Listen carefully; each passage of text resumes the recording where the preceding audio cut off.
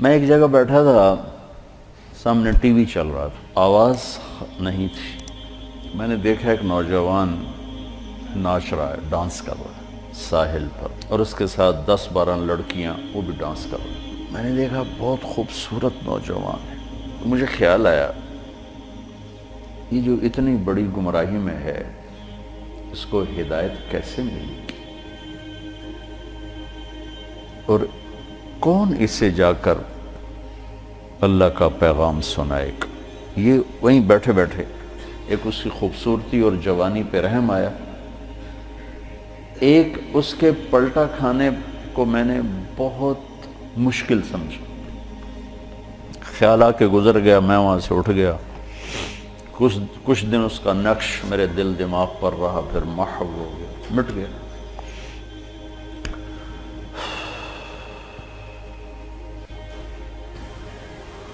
کراچی کا اجتماع تھا ستمبر میں، تو انہوں نے میرے لیے ایک چھوٹا سا خیمہ بنایا ہوا تھا کراچی والوں نے، تو میں وہ خیمے میں بیٹھا ہوا تھا، تو ایک نوجوان میرے پاس آیا کہ جی پاکستان کا ایک مشہور گلوکار ہے، اس کا نام ہے جنید جمشید، میں آپ سے ملانا چاہتا ہوں۔ میں نے کہا کدھر ہے؟ کہ میرے ساتھ ہے۔ میں نے کہا تم کیسے جانتے ہو؟ کہ میرا کلاس فیلو تھا۔ میں نے کہا لے آؤ۔ تو وہ اس کو جب لے کر آیا تو اس نے چہرہ چھپایا ہوا تھا، مجمع کی وجہ سے شاید چہرہ پورا سے چھپایا ہوا۔ میرے سامنے آ کے بیٹھا اور یوں کھولا تو وہ وہی نوجوان جس کو میں نے اسکرین پر ناچتے دیکھا تھا۔ میں نے کہا آپ کا نام؟ کہا جی جنید جمشید۔ میں نے کہا کیا کرتے ہو؟ کہ میرا موسیقی سے تعلق ہے۔ میں نے کہا گاتے ہو یا بجاتے ہو؟ کہ جی میں گاتا ہوں۔ کہ یہ جو دل دل پاکستان ہے یہ میں نے گایا ہے۔ اچھا اچھا اچھا، وہ تو بہت مشہور ملی نغمہ ہے۔ کہاں جی وہ میں نے گایا ہے۔ اچھا، اس کے بعد میری اس سے کیا بات ہوئی، اب 20 برس ہونے کو ہیں، یاد نہیں۔ تاثر یاد ہے کہ اس نے آگے کیا جواب دیا۔ کہنے لگا میرا جی چاہ رہا ہے آپ بولتے رہیں اور میں سنتا رہوں۔ مجھے لگ رہا ہے جیسے کوئی میرے زخموں پہ مرہم رکھ رہا۔ میرا ایک اور دوست بھی ہے، میں چاہتا ہوں میں اس کو بھی لے کر آؤں، سلمان، وہ بھی آپ کی باتیں سنیں۔ پھر تھوڑی دیر بعد اس نے کہا میں ایک سوال کرتا ہوں۔ ایک پاکستانی نوجوان جس گلیمر کو، گلیمر کہتے ہیں رعنائی، عیاشی، دنیا کی موج میلہ، جس موج میلے کو ایک پاکستانی نوجوان خواب میں دیکھتا ہے وہ مجھے حقیقت میں حاصل ہے، میرے پاس ہے، لیکن اس کے باوجود میرے یہاں اندھیرا ہے۔ کیا یہ میرے یہاں اندھیرا ہے، یہ دل خالی ہے، مجھے یوں لگتا ہے میں وہ کشتی ہوں جس کا کوئی ساحل نہیں، جس کا کوئی گھاٹ نہیں، بے منزل مسافر ہوں۔ اچھا، بے منزل مسافر ہوں، یہ ایسا کیوں ہے؟ میری تو ہر خواہش پوری۔ میں نے کہا اللہ تعالیٰ نے انسان کو 2 چیزوں سے بنایا ہے، ایک جسم ہے، ایک روح ہے، ان دونوں کی ضروریات الگ الگ ہیں۔ جس کی ضرورت پوری نہیں ہوگی وہ فریاد کرے۔ جسم کو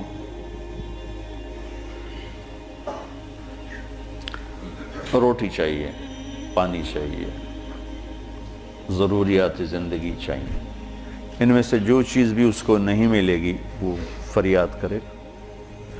روح نہ عورت کو جانتی ہے، نہ روٹی کو جانتی ہے، نہ پانی کو جانتی ہے، نہ موسیقی کو جانتی ہے۔ روح ایک اللہ کا امر ہے جو صرف اللہ کو جانتا ہے، اسے اللہ چاہیے، اسے اللہ کا رسول چاہیے۔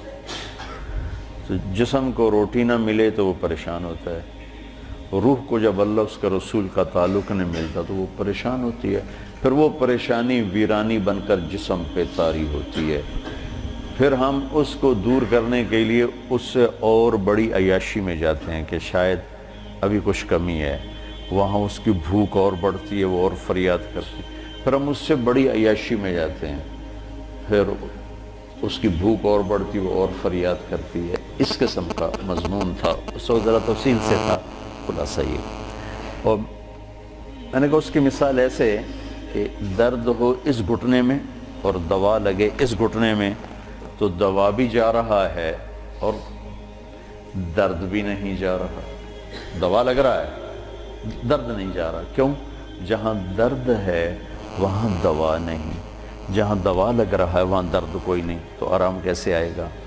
تو یہ بے چینی، کرب، یہ تو روح میں ہے اور ہم اسے دور کرنا چاہتے ہیں. جسم کی ضرور موسیقی، کھانا پینا، 5 اسٹار ہوٹل، گلیمر، موج میلہ، پروٹوکول، یہ تو سب جسم کی چیزیں.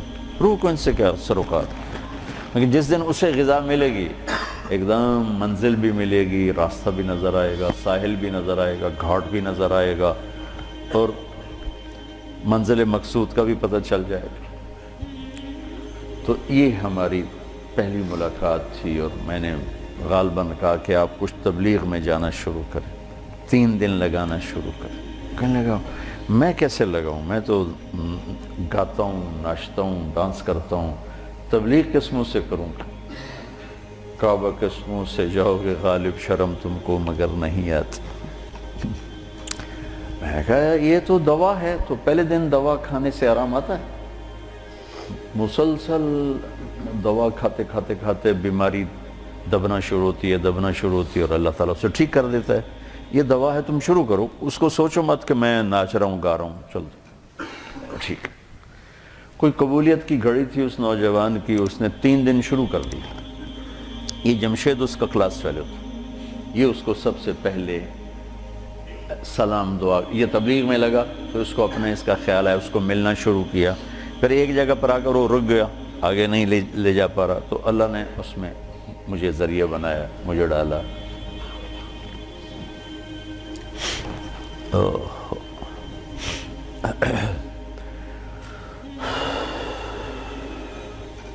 نومبر 1997 میں 4 مہینے کے لیے میری تشکیل ہوگی امریکہ. مستورات کی جماعت، میں اور اہلیہ اور لاہور کی جماعت تھی.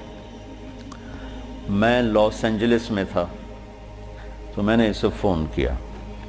تو اس زمانے میں یہ CLI پر نمبر نہیں آتا تھا، تو اور یہ اتنے موبائل فون یہاں اتنے تھے بھی نہیں، دوسرے فون تھے. تو میں نے اس کا فون نمبر لے لیا تھا. تو میں نے اس سے لاس اینجلس سے فون کیا. کہنے لگا آپ کہاں سے بول رہے ہیں؟ میں نے کہا میں امریکہ میں ہوں، لاس اینجلس میں. کہنے لگا نہیں، میں نے کہا وہیں سے ہوں. کہا قسم اٹھائیں، قسم اٹھائیں.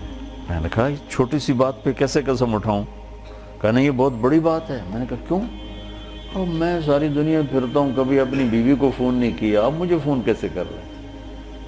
میں نے کہا یار تم سے محبت ہو گئی تھی اس لیے فون کر رہا ہوں. بس اس ایک فون نے نا اس کے دل میں میری محبت ڈالی. میں جب یہ حج پہ جاتا ہوں میرا 60-70 ہزار روپیہ صرف فون کا بل ہوتا ہے.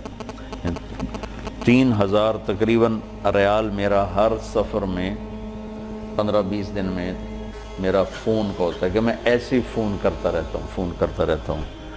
وہاں کا فون وہ ہزاروں بیانوں سے بڑھ کر ہوتا ہے. بیان تو ایک چھوٹی سی چیز ہے. مولانا صاحب رحمۃ اللہ علیہ فرمایا کرتے تھے کہ تبلیغ میں بیان کا اتنا ہی حصہ ہے جتنا جسم میں زبان کا. 6 فٹ کے جسم میں 5 فٹ 10 انچ 8 انچ کے جسم میں 2 انچ کی زبان ہے. اتنا ہی تبلیغ میں زبان کا حصہ ہے، بول کا، بیان کا. باقی لوگوں کو دل لینے کے لیے پتہ نہیں کیا کیا جتن ہے. تو اس پر اتنا اثر ہوا اس بات کا کہ انہوں نے مجھے امریکہ سے فون کیا. تو پھر میں اسے پورے سفر میں فون ملاتا رہا، اب یہاں ہوں، اب یہاں ہوں، اب کیا حال ہے، اب کیا حال ہے. تو اللہ نے اس کے دل میں میری محبت ڈال دی. پھر وہ چلے کے لیے نکلا. پہلے اس نے چلے لگا، 3 چلے نے چلے لگا. ریمنڈ آیا، ملا، میں نے بڑا پروٹوکول دیا، بہت پیار محبت، ہنسا کھیڑا. تو کرتے کرتے کرتے کرتے اس نے 3 چلے لگا، 3 چلے کے لیے نکل پڑا. یہ غالباً 2001 یا 2 اس کا مجھے پورا یاد نہیں ہے. تو اس وقت یہ 3 چلے کے لیے نکلا.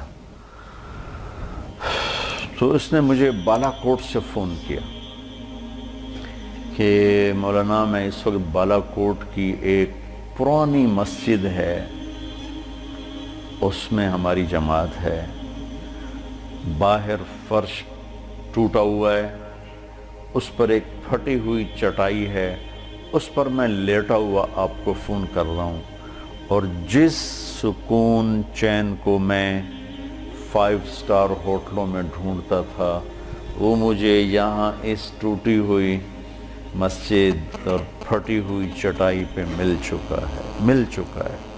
مجھے یوں لگ رہا ہے میں ہوا میں اڑ جاؤں گا، بعین ہی اس کے یہ الفاظ تھے۔ تو میں نے کیا جواب دیا یاد نہیں، لیکن غالباً میں نے یہی کہا کہ اب روح تک اس کی غذا پہنچ گئی تو موج ہو گئی۔ یہ اس نوجوان کا ابتدائی سفر تھا۔